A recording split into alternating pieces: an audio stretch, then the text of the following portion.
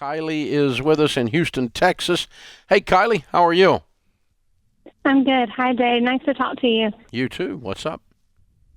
So my husband and I are under contract for a house that we close on in 2 weeks, and he got a job offer in Colorado that we are really considering taking, but we're under contract, and we don't know if we should just walk away from the house and lose the money we put into it so far, which isn't that much, or if we should, because we won't be moving out there till the summer anyway.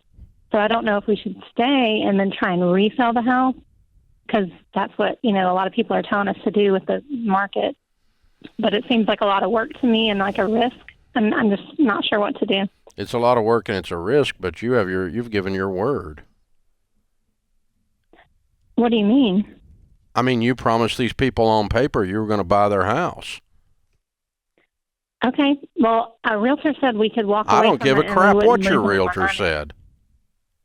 Okay. Well, that's fine. I mean, you do what you want to do, but if I told these people I was going to buy their house, I'd buy their house. I want the house. I mean, well, you're not staying there. You're not staying there if you're going to Colorado. But my point is that you have a moral obligation to honor a contract that you signed giving your word to buy a house. It's not those poor people's fault that you took a job afterwards. So you need to consider whether you take that job as a part of that situation. But I think you should close on the house because you said you would. Now, then, can you resell it and make money? I sure hope so, if you're going to Colorado. And I would actually put that in as a stipulation as a part of taking the job with a new employer, that they buy your house that you just bought. Yeah. If you can't sell it for a profit within X period of time.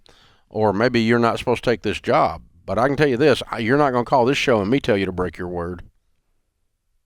I'm curious about the decision-making process. If there was a job offer, some interviews happening here while the new house is happening. House has been under contract for a long time. It closes in 2 weeks. Yeah. And then the job offer came out of nowhere. Some dude on LinkedIn called him, and he just got the hot foot. And no, I mean, you gave your word. You need to keep your word. That was old-fashioned. Dude, look at that. Old-fashioned. Wow. Grandpa said you shook your hand and you meant it. I just like the word doob. I think we need to bring that back. Yeah, well, LinkedIn doob in particular. This is The Ramsey Show.